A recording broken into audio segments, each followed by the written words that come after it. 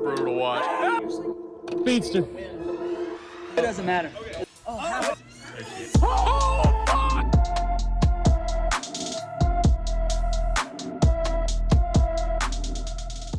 Hello everyone and welcome to your week 14 fantasy preview. You know what that means. Playoffs, bitch.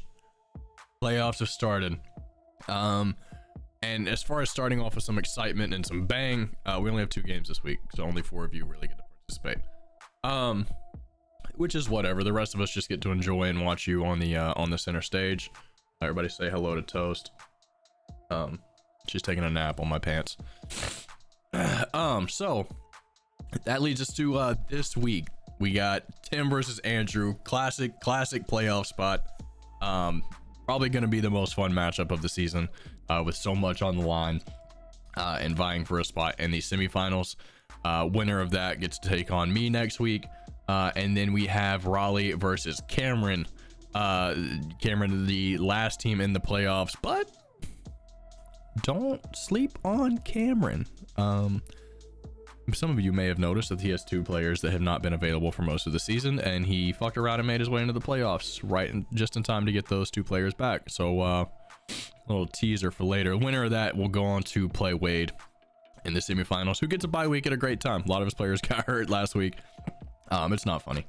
A lot of his players got injured last week, so hopefully he gets a week to kind of recuperate and get them back healthy. I don't actually remember how serious a lot of these were. Jalen Hurts is fine. Puka, whatever. I mean, Ramondre is gonna be out, but how often were you starting? Oh yeah, Tank Dell. That one was huge. Yeah, that one sucked a lot for everyone. I mean, Tank Dell was so much fun. Anyway, so let's go look at the waiver wire this week. Nothing crazy. A couple people, and by a couple people I mean me, making moves. Get ready for next week. So nothing insane. We had John pick up Zay Jones after Christian Kirk exploded his testicle. We had Tajay Spears got picked up after the news that Henry may be in concussion protocol. It's now been announced that he is not in concussion protocol. So we'll see how that plays out. Could be, I mean, you never know what's gonna happen. A good handcuff pickup. Raleigh picking up Zeke after the Ramondre news. We had Cameron adding some quarterback depth with Geno Smith, who does have a pretty favorable schedule through the rest of the playoffs. He plays the 49ers this week, so you're not starting him this week. So Cameron obviously planning on winning and using him in the coming weeks. But then you get the Eagles and the Titans. Eagles, Titans, and Steelers to end the year. So pretty juicy matchup for Geno. I added Jordan Mason just out of pure fear of Christian McCaffrey. And the rest were defense and kickers, which I'm not going to talk about. I mean, we can, but why would I? Who cares? They're all a lotto pick anyway. So 6 teams on a bye. 2 of them in a goodbye. 4 of them goodbye. 2 of them on a positive bye. 4 of them just waiting to play for the Duck. So let's just start with Cameron and Raleigh. Damn, sorry, it's early. I'm still drinking my coffee. Shout out Wade, shout out Justin Fields, he stinks. Yeah, so Raleigh v Cameron, I hinted at it at the top of the show. Cameron might low-key have the scariest team to sneak into the playoffs. He still has a Patrick Mahomes breakout looming, and Patrick Mahomes gets the Bills this week. And I mean, look, I know the Chiefs have looked bad. They've lost a couple in a row, but I'm never gonna be down on the, like, I'm never gonna be out on the Chiefs. I'm never gonna be out on Patrick Mahomes to figure it the fuck out. Damn, my hair's crazy. It's not much better. It's all right. I'm never going to be down on Patrick Mahomes to figure it out, especially against a banged up Bills defense, and now dealing with the Von Miller bullshit. Not bullshit. He should be in prison if it happened, but now dealing with the fallout of that. But I mean, we haven't seen Patrick Mahomes being Patrick Mahomes, and I don't even know, he's QB8 on the year. He's averaging what? Doesn't it? This dog shit website doesn't even tell you his average. He's only hit 20 points, which is kind of my benchmark for a quarterback. 1, 2, 3, 4 times. This season. I mean, last week he had 13 points. You know, barely over 200 yards, a touchdown. And it's not his fault. I mean, he's had terrible drops and no wide receivers, and Kelsey's washed. So, you know, I don't even necessarily blame him, even though I probably will, you know, just like reactionarily. But, you know, like I said, I'm never counting out Patrick Mahomes, and it's against the Bills. I think he's going to show up for that game. It's at home. So I like that. What I do like more on the Chiefs is Isaiah Pacheco, though. The Bills do have an okay front seven, but they're old and they get worn down. And especially now visiting Von Miller, who was honestly, I keep saying that, honestly, at this point, he was probably a liability. It's probably good to get him out of the lineup. Also, he should probably be in jail. So, but Isaiah Pacheco coming off of a 23 and 19 point games against the Raiders and the Packers. And now he gets a little bit more favorable matchup in a Bills team that can be run on. So that one scares me a little bit if I'm Raleigh, especially when you pair it with Joe Mixon playing the Colts. The Colts having the number 29 defense against the run. Oh, and also you combine that with the fact that they have, you know, Jake Browning playing quarterback, who looked good last week, sure. But he's still Jake Browning. He's still unproven. You probably still want to lean more heavily on the run game. Oh, and by the way, he looked good last week, so you can't exactly just load the box and stop Joe Mixon. So that also makes me nervous if I'm Raleigh. Brandon Cooks has figured out how to play football again. He has had a touchdown in each of his last 2 games, 15 points and 14 points. 3 of the last 4 games he's had a touchdown, including that 173 and a touchdown performance against the Giants. He gets the worst secondary in football, in the Eagles. And he gets it in a game where I think the Cowboys are going to be out to make a point. The Eagles, kind of reeling, after, you know, barely scraping by the Bills in a game they probably should have lost. Definitely should have lost. Thanks, Sean McDermott. And just getting shellacked by the 49ers. Now they have to go to Dallas and play a red hot Cowboys team in the Jerry Dome. Side note, I'm very, very sad I don't get CeeDee Lamb for this game. I mean, he's there, I have him, but he's just padding stats at this point. He's not doing anything productive. That and the 49ers playing the Seahawks, I'm really upset about for this week. But whatever. I voted for the 16 playoff. This is the consequences of my own actions. Whatever. Good problem to have. But I think Brandon Cooks. I think if you have a Cowboys receiver, I think you start him this week. You start him every week, but especially this week. If I could put Rico Dowdle in there, why not? And now we get to the real story, the return of Justin Jefferson, and what that's going to mean for Mahomes is where the heart on. Playing the Raiders, kind of a middle of the pack defense. Antonio Pierce has had them playing well. And you might end up in a game script here where if you get a couple scores early, the Raiders aren't scoring to keep up with you. I don't think. So, you know, like we could end up in a game script where Jettis isn't getting fed the ball. And also, I don't know how limited he's going to be coming back off of IR. He did say he's not going to play till he's 100%. So you would think that he would be full speed, full reps, ready to go. But what is that chemistry with Josh Dobbs going to look like? Is it even Josh Dobbs? Have they announced yet who's starting? Is it going to be Josh Dobbs, Nick Mullins, or Jaron Hall are your options? Josh Dobbs has looked bad. Jaron Hall played about a quarter of football. And Nick Mullins, you know, he was on the 49ers a couple years ago when Jimmy G got hurt. It's about my breakdown on him. So, you know, a lot of what ifs with Justin Jefferson. And I mean, you have to start him. But is it going to be, what we saw in weeks 1 through 3, where he's going for 150 and a TID? We honestly don't know. Have no idea. No clue. But he's really good.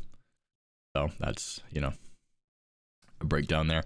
The nice thing about this only 2-player format is I can break down each individual player and not feel bad about it because it's going an hour and a half. I know you say you don't care, but my voice gets toasted after I do that, and it takes 3 hours to upload. So, and I do have a delicious coffee to soothe my voice. David Njoku, I love David Njoku. I think he's really good. He was awesome at Miami. I think this has been my exact breakdown every week. David Njoku was awesome at Miami. Sometimes he's really good in the NFL. He struggled the past. Well, I mean, 898 is not a bad stretch for a tight end. He only had 1 catch for 17 yards last week. No, sorry, 2 catches for 17 yards. Extra half a point. Yeah, 2 catches for 17 yards last week. It's not blowing you away. But from the tight end slot, unless you have, Hawkinson, Kelsey, Laporta, maybe even Kincaid, you throw in there at this point. I don't think you're not looking for an explosion. You're just looking for, to keep you afloat. So, if you can get 8-9 points, I think you feel good about it. Chuba Hubbard. Yeah, I would not start Chuba Hubbard over the other return this week for, actually he returned last week, but, kind of in a spot where you don't necessarily trust it. But Devon Achane is back. Last week against who did they play last week? Against the Commanders, who are a terrible run defense. This is a terrible defense all around. 73 yards on the ground, 2 touchdowns, 30 yards to the air. Let's see, he missed week 1. He barely touched the field week 2. So let's start with week 3, 4, 5, 11, which he got hurt like immediately, and 13. So he's played 4 full games. And in those 4 full games, he's had 9 touchdowns. The first 3, he had over 100 yards on the ground, and also added some production to the air. And last week he had 73 yards on the ground. So his lowest game during that stretch was 21 points.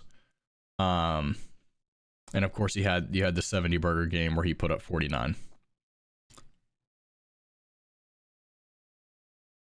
Start Devon Achane. No matter what. Unless you want to take him out next week, that'd be cool. So yeah, my breakdown on Chuba Hubbard is that you put Devon Achane in. Now let's jump over to Raleigh's team. You get Lamar Jackson against the Rams. Kind of a middling matchup. We've talked about it ad nauseum, but I don't know what to make out of Lamar. He's a guy that will play a perfect game, play incredibly, and end up with 13 fantasy points. Basically, if he's not running, he's not necessarily fantasy relevant, and he hasn't been running because he really hasn't had to. The inside run game with Gus Edwards and Keaton Mitchell has been, a blast to watch. They're kind of killing teams for the most part. Obviously, they lost to Cleveland a couple weeks ago, where he looked actually bad and they could stop the run. But LA, I don't really trust their defense to do anything. So I think we get another edition of the Gus Edwards, Keaton Mitchell show. And, Lamar's relegated to, probably 200 yards and a touchdown again. So I don't not trust Lamar, but I don't trust Lamar. I trust Lamar to win a game. I don't know that I trust putting him in fantasy at this point. He's QB9 on the season. Insane that we have a matchup between Mahomes and Lamar Jackson, and that's QB8 versus QB9. Like, that's crazy. Anyway, I talked about Devon Achane. Raleigh does have Raheem Mostert on the other side. And as much as I talk about Devon Achane and how explosive he is, they're playing the Titans, who are usually a little bit better against the run than... What the fuck are you doing, Tim? I think Tim just figured out how threads work in Discord. I actually don't know how threads work, but he's trying to figure it out. The Tennessee defense does have a decent front seven and a decent ability to stop the run. So when you start splitting those carries between Mostert, Achane, you know, maybe Savon Ahmed gets in the mix. You know, if Jeff Wilson's active, he's getting some touches here and there. Miami's proven there's enough to go around, but they also have a dog shit secondary in Tennessee. So I don't exactly know what the rushing splits are going to be there. I don't. You have to start both of them. Like you have to have. If you have a Dolphin, you have to have him in the lineup. That's kind of been my rule. I haven't had a Dolphin except for Jeff Wilson, who I'm not putting in the lineup. But I think if you have a starting caliber Dolphin, they have to be in the lineup. So you can't sit Raheem Mostert, but I'm a little wary about him with the return of Achane, especially if Achane's going to get back to full carries. Now they'll probably both end up with 2 touchdowns, so it probably won't matter. They'll probably just wipe each other out. But something to keep in mind. Austin Eckler's fat, slow ass gets the Broncos this week. So, great matchup. But we did have Brandon Staley go into his press conference and say, yes, competition at the running back position is something we're going to look at.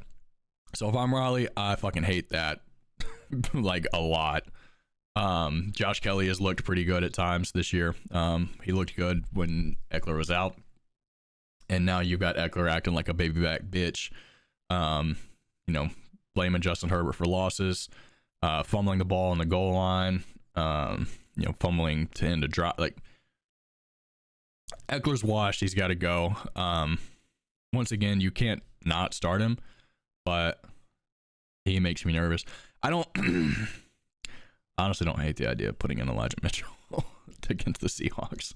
I think that game's going to be over early, and we may get a heavy dose of Elijah Mitchell in the second half once we take out CMC to keep him healthy for week 15. I also promised Riley that I'd have a bit here about Ezekiel Elliott. You know, favorable matchup against Pittsburgh. Sure.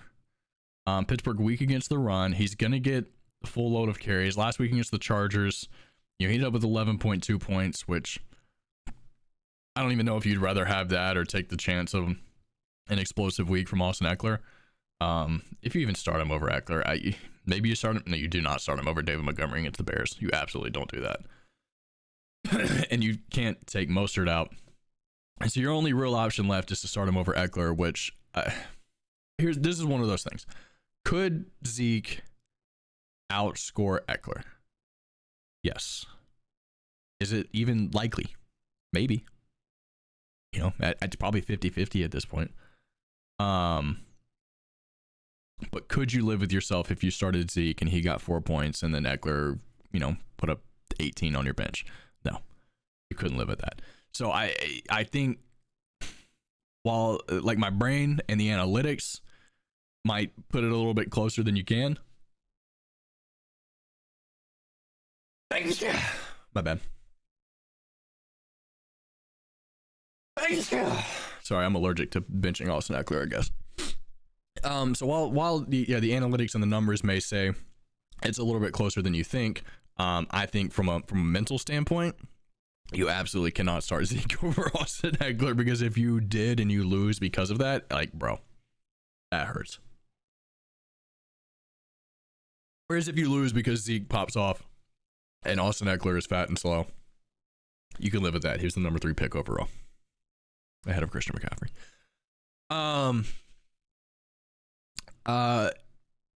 Where was I? Oh yeah, we got through Eckler, and I talked about David Montgomery against the Bears a little bit. I hit that. I mean, whatever. David Montgomery is awesome, I guess. And a revenge game against the Bears, which they've already played the Bears this year. What did he do in that game? Yeah, 76 yards, a touchdown. So yeah, you're not taking out David Montgomery. You're not taking out Raheem Mostert. So Raleigh, if you would like to start Zeke over Eckler, I will support you 100%. I will. I really will. As a friend, I will support you. I could not do it. Actually, I might. I hate Austin Eckler. I really do. I really, yeah, I've turned on him. Damn, I'm already at 20 minutes and I'm like halfway through the first game. Yeah, see, this is why I don't do the full team breakdowns when we have every game. And also, like, this is starting to run to the point where, like, I might be late for work. Anyway, so let's get to the let's get to the wide receivers. Stephon Diggs against Kansas City. Yeah, I think I say this game's gonna be a shootout, but it might not. I do think the Bills finally figure out how to win a game this week. There's been a lot about Sean McDermott, you know, cowering and turtling in late moments. Josh Allen's still awesome. You get Kansas City, Dallas, and the Chargers. I think they go on a little bit of a run here. Can they get back into the playoffs? I don't know, because if they drop any one of these games, then like they're done. But I don't think they're dead yet. I think they put something together here, and I think Stephon Diggs is going to be a big beneficiary of that. So I do like Stephon Diggs this week. AJ Brown gets the Cowboys in Dallas. We have seen the Cowboys defense be a tiny bit fraudulent against good teams. We saw DK Metcalf just absolutely bully and just ruin Deron Bland. And who is AJ Brown if not a better DK Metcalf? So there you go. Taysom Hill against the Panthers. Taysom Hill, he's Taysom Hill, man. He's gonna do some fuck shit. He's probably gonna score a touchdown. Maybe he has one of those rushing, passing, and receiving weeks. Obviously more of a ceiling play than a floor play, where I talked about David Njoku just needing like 10 points to really keep you afloat. Taysom Hill you're putting in, and he's either going to get you 1 or he's going to get you 20. And against the Panthers, I like him to do some fuck shit. So I like him to be closer to the 15 to 20 mark than the 1 point mark. Yeah, so getting through all of that, to say...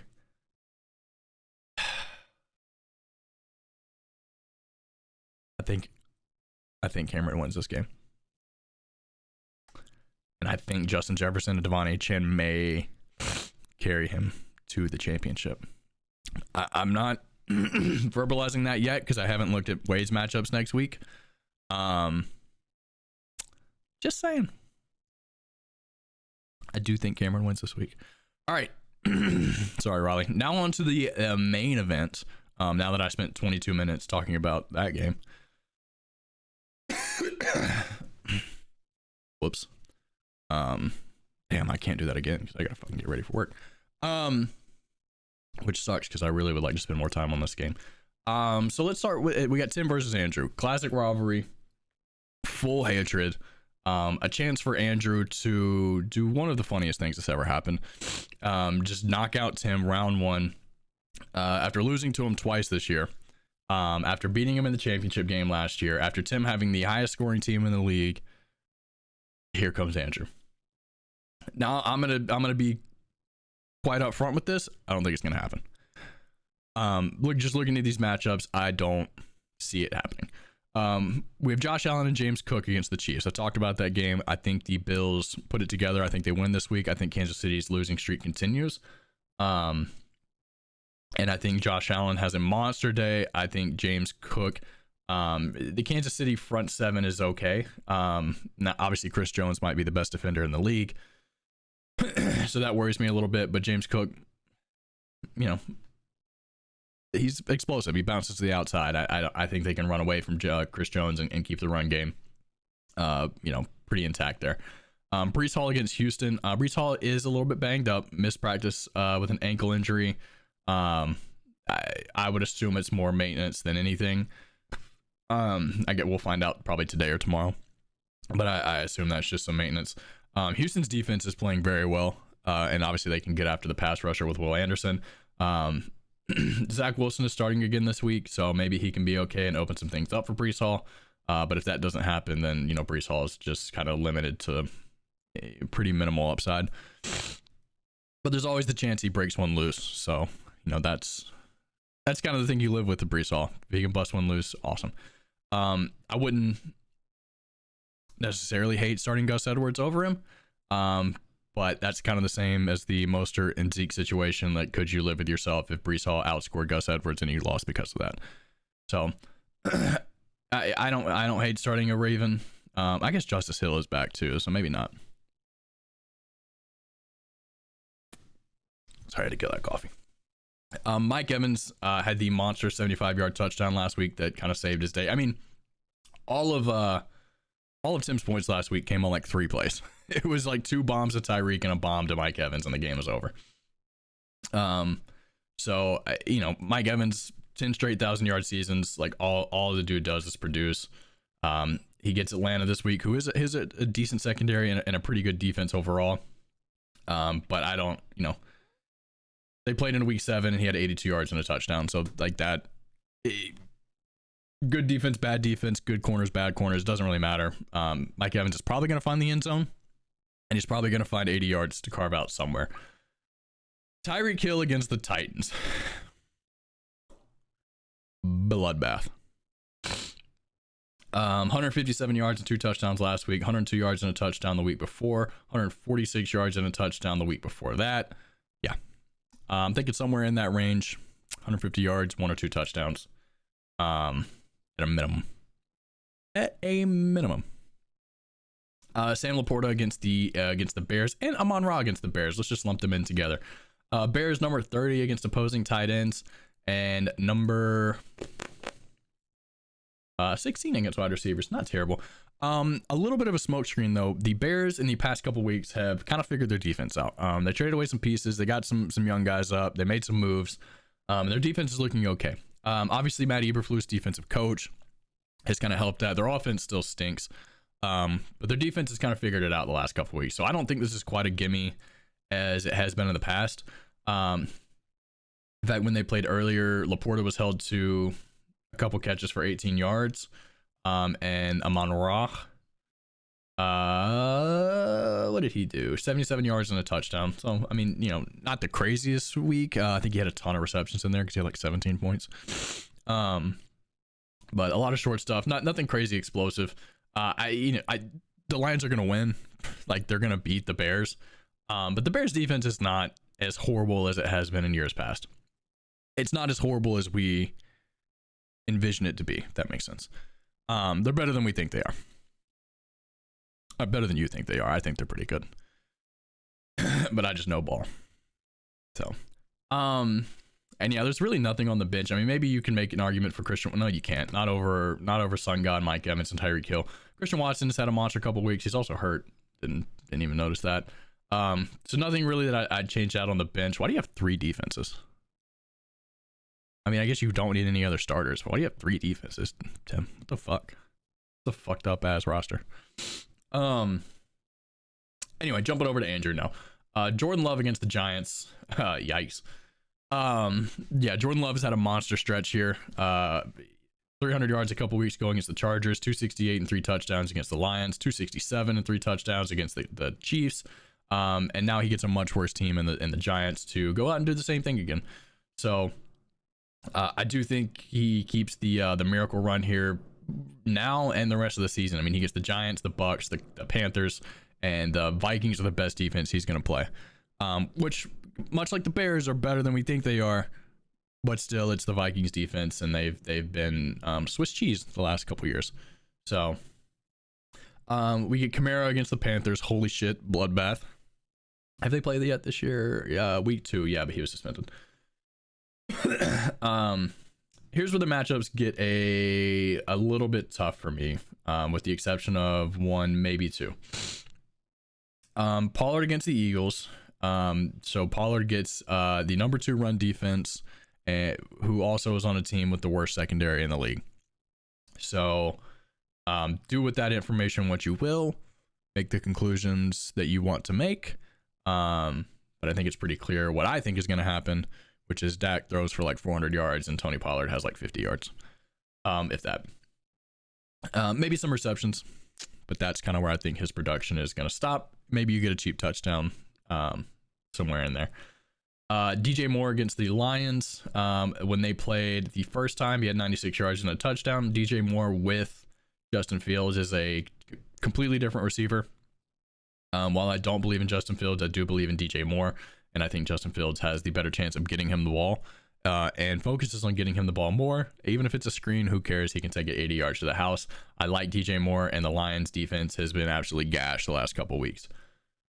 So I do like DJ Moore. I hate Calvin Ridley. Hate this matchup. It's just so bad. Cleveland number 2 against the pass. Arguably the best defense in the league. Although they will be missing Myles Garrett, but you're probably dealing with CJ Beathard throwing in the ball. So, and CJ Beathard's not incompetent. He's not terrible. But yeah, the drop from Trevor Lawrence to CJ Beathard against the Browns is pretty fucking brutal. Travis Kelce against the Bills. You know, I talked about that game. I believe in Patrick Mahomes. I think this is going to be a good game. Travis Kelce has only broken 100 yards twice this season. And yeah, I mean, he's not the same Kelce that we're used to seeing. He's in love. He's contemplating retirement. He is doing brand deals. He's working on himself. And I respect that. Chris Olave against the Panthers. When they played in week 2, he had 86 yards. However, Jameis Winston. Air yard king, Jameis Winston. So if there was ever a time for Olave to have a massive, 150 plus yard game and a couple touchdowns, it's when Jameis Winston is throwing 60-yard bombs to him and he can go up and make a play. So, having said that, Carolina can be run on and has a decent secondary. So I think we get more of an Alvin Kamara day than anything, which good news for Andrew. He's got him too. Now, let's scan the bench here, see if I see anything that I would recommend putting in over someone else.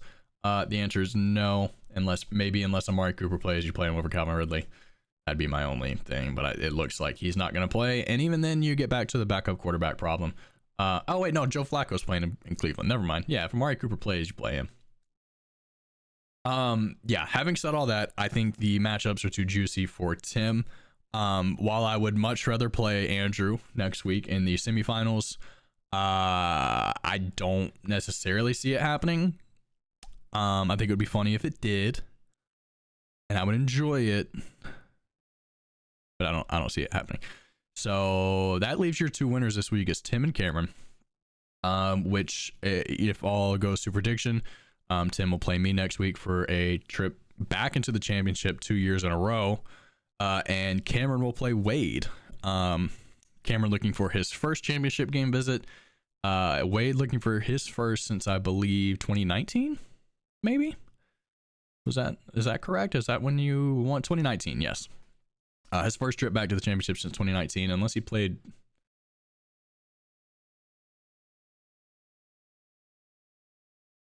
Who was in the championship game in 2020 when Trevor won? That was my first season. Offs. It was John. Okay. So yeah, Wade's first trip back since 2019. Anyway, that has been your playoff preview. Damn, I said this is gonna be a short video and I made it just as long as the other ones, if not longer. Anyway, we'll see you next week. Good luck, you 4.